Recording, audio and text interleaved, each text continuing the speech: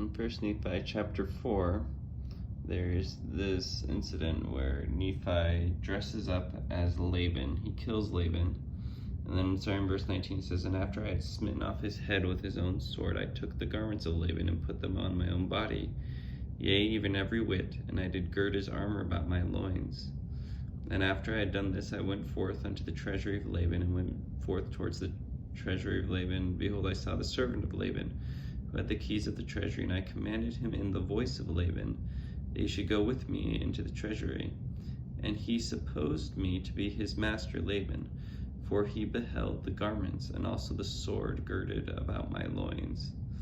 So there's this incident where he passes himself off as Laban.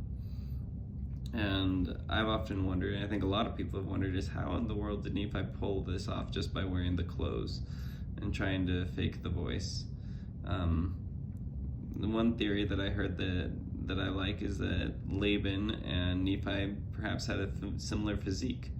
So maybe Laban was large in stature like Nephi was, and that my favorite theory is that means that they were both fat. That Nephi was fat and Laban was fat, so it's that fat Nephi theory.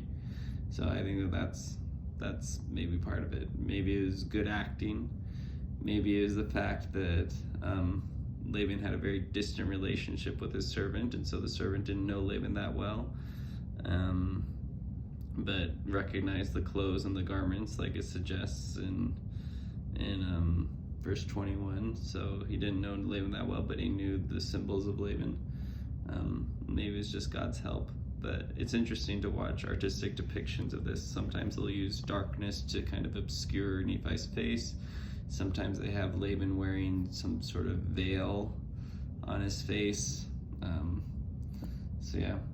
So I just think it's interesting to think about that. I think it's definitely possible if you have a distant relationship with your servant and and God's helping you out, you could pull that off. But